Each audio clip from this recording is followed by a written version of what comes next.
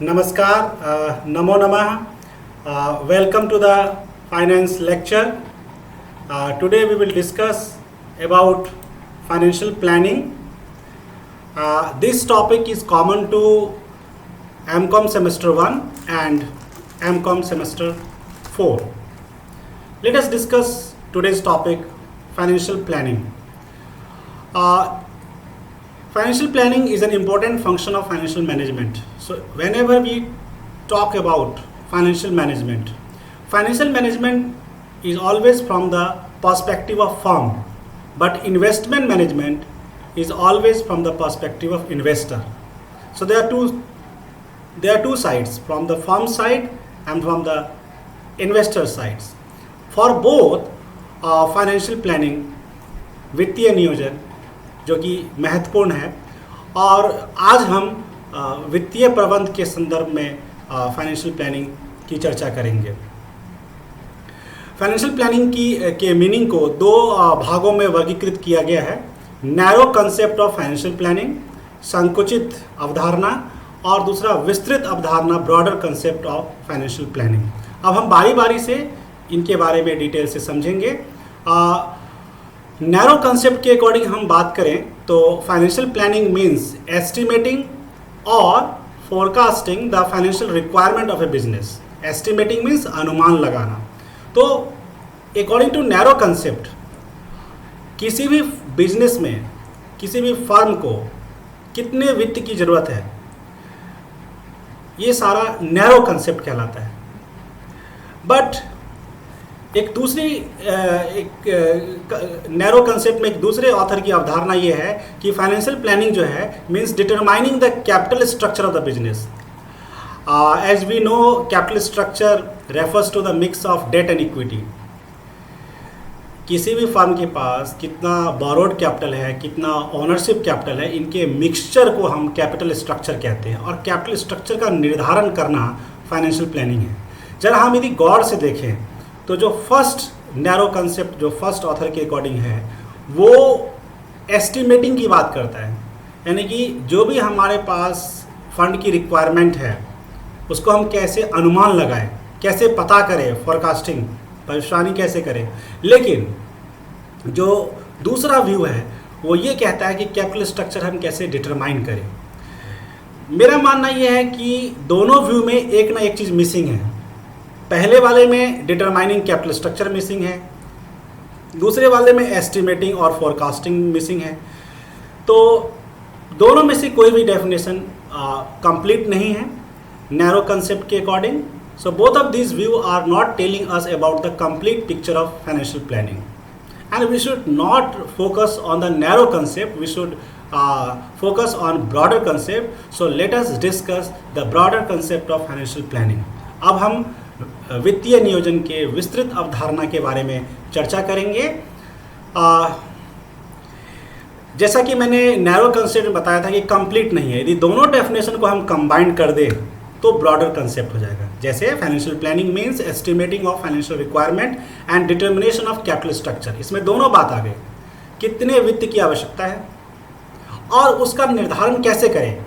क्या हम जो फंड एकत्रित कर रहे हैं वो ऑनरशिप फंड कर रहे हैं या बोरोड कर रहे हैं, यानी कि जो स्रोत है वो किस टाइप का है। According to Walker and Baughn, financial planning pertains to the function of finance and includes the determination of firm's financial objectives, financial policies and financial procedures. Walker and Baughn की डेफिनेशन को देखें तो इसमें दो हिस्से हैं। पहला हिस्सा ये कह रहा है कि जो फाइनेंशियल प्लानिंग है उसका संबंध फंक्शन ऑफ फाइनेंस से है। फाइनेंस के मेनली तीन फंक्शन होते हैं, investment function, second is financing function and third is dividend function. तो फाइनेंशियल प्लानिंग का संबंध इन तीनों फंक्शन से है, और इसके साथ ही साथ फाइनेंशियल प्लानिंग के अंतर्गत हम तीन चीज़ों का निर्धारण करते हैं। फाइनेंशियल ऑब्जेक्टिव क्या है, वित्तीय उद्देश्य, फाइनेंशियल पॉलिसी क्या है, यानी कि वित्तीय नीतियाँ कौन सी हैं, और जो है फाइनेंशियल प्रोसीजर, मतलब वित्तीय विधियाँ कौन सी है। तो इन तीनों चीज़ों का निर्धारण के बारे में हम बात करें तो वो फाइनेंशियल प्लानिंग कहलाएगा। So that is all about the narrow and broader concept of financial planning. Let us discuss the types of financial planning. अब हम वित्तीय नियोजन के विभिन्न प्रकारों के बारे में वर्णन करेंगे। सबसे पहली बात है शॉर्ट टर्म फाइनेंशियल प्लानिंग, अल्पकालीन वित्तीय नियोजन। The plan which are prepared for a period of 1 year, यानी कि ऐसे वित्तीय योजना जो 1 साल तक के लिए होते हैं उनको हम अल्पकालीन वित्तीय नियोजन कहते हैं। और इसमें मुख्य रूप से प्लानिंग ऑफ वर्किंग कैपिटल आता है। वर्किंग कैपिटल का मतलब डे टू डे बिजनेस को रन करने के लिए जितने फंड की रिक्वायरमेंट होती है। वैसे वर्किंग कैपिटल एक बहुत ही एक डीपर मीनिंग रखता है फाइनेंशियल मैनेजमेंट में। जैसे कि वर्किंग कैपिटल में gross working capital means current asset, net working capital means current assets minus current liabilities. तो वर्किंग कैपिटल में कौन कौन से आते हैं? Cash management, inventory management, receivable management. तो इन सब के बारे में भी हम प्लानिंग करें तो शॉर्ट टर्म प्लानिंग कहलाता है। सेकेंड पॉइंट में आते हैं मीडियम टर्म प्लानिंग, जो 1 साल से अधिक लेकिन 5 साल से कम या 5 साल तक। तो जो भी फाइनेंशियल प्लानिंग 1 साल से लेकर 5 साल तक होते हैं उनको मीडियम मध्यमकालीन वित्तीय नियोजन कहते हैं। इसमें क्या आते हैं मुख्य रूप से, क्या एग्जाम्पल है? Funds required for maintenance of assets, कोई भी परिसंपत्ति है उनके मेंटेनेंस के लिए जो भी फंड की आवश्यकता है वो मीडियम टर्म में फाइनेंशियल प्लानिंग में आएंगे। और R&D activities, research and development activities, अनुसंधान और विकास जो क्रियाएं हैं उनके लिए जो वित्त की आवश्यकता होती है वो मध्यकालीन वित्तीय नियोजन में के अंतर्गत आते हैं। तीसरा और आखिरी पॉइंट टाइप जो है वो है लॉन्ग टर्म फाइनेंशियल प्लानिंग, दीर्घकालीन वित्तीय नियोजन। दीर्घकालीन वित्तीय नियोजन का संबंध उस वित्तीय नियोजन से है जो 5 साल से अधिक अवधि तक के लिए होते हैं। और इसमें उदाहरण है policies related to capital structure, जैसे कि बोरोड कैपिटल, जैसे कि डिवेंचर के द्वारा फंड को एकत्रित करें, या ओनरशिप कैपिटल जैसे इक्विटी शेयर के द्वारा फंड को एकत्रित करें। तो ये सब लॉन्ग टर्म सोर्सेज है और इनसे रिलेटेड जो भी फाइनेंशियल प्लानिंग है वो लॉन्ग टर्म फाइनेंशियल प्लानिंग कहलाते हैं। अब सवाल ये है कि फाइनेंशियल प्लानिंग, एक अच्छे फाइनेंशियल प्लानिंग के लिए किन किन बातों का ध्यान में रखना पड़ता है? What are the qualities of a good financial plan? Here we have taken the topic according to syllabus, basic consideration of a good financial planning. तो एक अच्छे फाइनेंशियल प्लानिंग के लिए किन किन आधारभूत बातों को हम विचार करना पड़ता है हमें, उसके बारे में हम चर्चा करेंगे। सबसे पहला कि जो भी फाइनेंशियल प्लानिंग है वो सिंपल होना चाहिए, सरलता होनी चाहिए, आसान होना चाहिए। आसान इस सेंस में कि सभी समझ सके और मैनेज करने में भी बहुत आसानी हो। दूसरी बात है फोरसाइट, यानी कि जो भी हमारी फंड्स की रिक्वायरमेंट है वो फ्यूचर के लिए हो। जो भी फाइनेंशियल प्लानिंग हम जो भी एक्टिविटीज़ करते हैं वो फ्यूचरिस्टिक होना चाहिए। प्रेजेंट के साथ साथ फ्यूचर को पॉइंट ध्यान में रखते हुए भी करना चाहिए। हाँ, हालांकि ये ज़रूरी है कि पास्ट का हम अनुभव ले सकते हैं, बट हमेशा फ्यूचरिस्टिक पॉइंट ऑफ व्यू होना चाहिए। थर्ड पॉइंट, ऑप्टिमम यूज़, यानी कि उचित प्रयोग। हमें एक ऐसा संतुलन बना के चलना पड़ेगा कि बिजनेस में किसी फर्म के पास अल्पकालीन जो फंड है और जो दीर्घकालीन फंड है वो दोनों में एक सामंजस्य, एक प्रॉपर संतुलन बना रहे। इस तरह के फाइनेंशियल प्लानिंग की बात करनी चाहिए।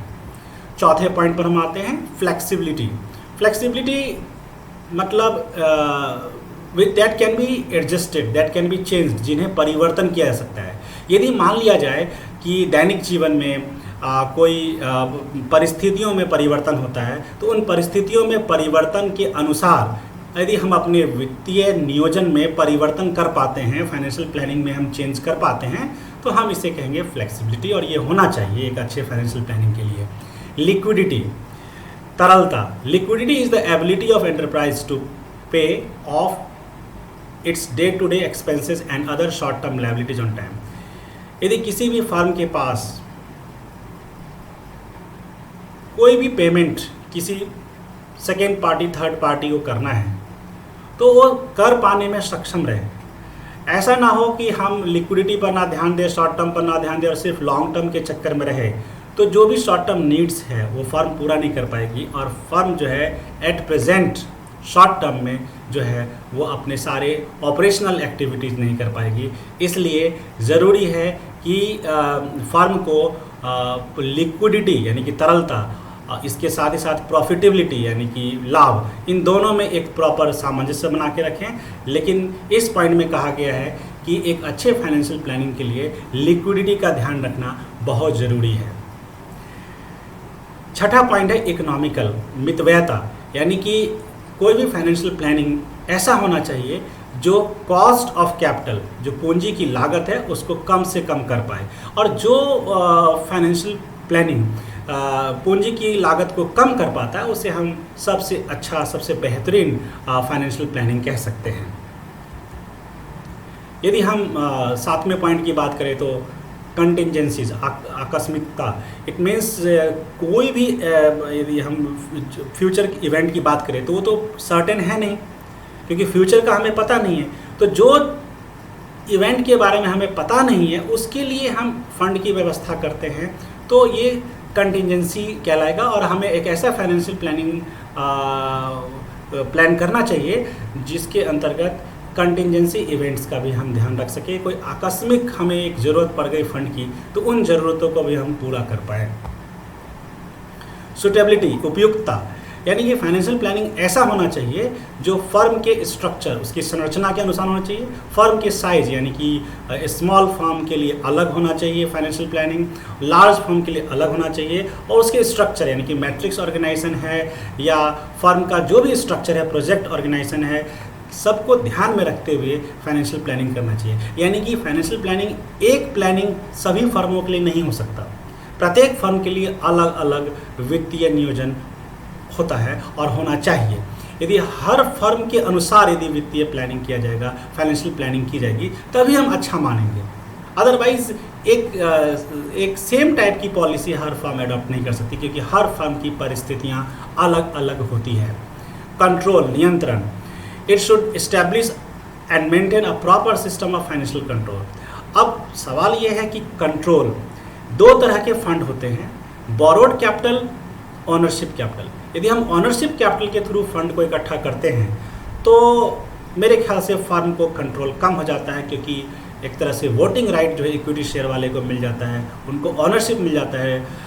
लेकिन बोरोड कैपिटल का सहारा लेते हैं तो फर्म को केवल इंटरेस्ट ही देना पड़ेगा, लेकिन कंट्रोल नहीं जाएगा। लेकिन ध्यान रहे कि फर्म को इंटरेस्ट पेमेंट करने के लिए उसके पास प्रॉपर फंड हो।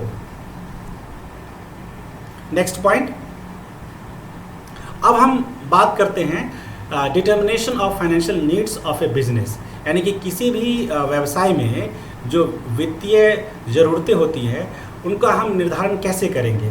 तो निर्धारण सिंपल सी बात है, दो तरीके से कर सकते हैं कि फिक्स्ड कैपिटल के लिए कितना फंड रिक्वायरमेंट है और वर्किंग कैपिटल के लिए कितना रिक्वायरमेंट है। फिक्स्ड कैपिटल जो है वो फिक्स्ड एसेट से रिलेटेड है और ये एक परमानेंट नीड की बात होती है, जबकि वर्किंग कैपिटल जो है वो करंट एसेट से रिलेटेड है और ये एक टेम्परेरी नेचर की है। तो हम जब भी फाइनेंशियल प्लानिंग करते हैं तो इस बात का ज़रूर ध्यान रखना चाहिए और कितनी फंड की रिक्वायरमेंट है इस बात का ध्यान रखने के लिए हमें दो बातों का ध्यान रखना पड़ेगा कि वर्किंग कैपिटल और फिक्स्ड कैपिटल यानी कि स्थिर पूंजी की आवश्यकता कितनी है, वर्किंग कैपिटल यानी कि कार्यशील पूंजी की आवश्यकता कितनी है। आज हम लेक्चर में यहीं विदा लेते हैं। अगले लेक्चर में हम इन दोनों के बारे में डिटेल से चर्चा करेंगे। धन्यवाद, thank you so much. In the next lecture we will discuss factors affecting working capital requirement and factors affecting fixed capital requirement. Thank you all of you.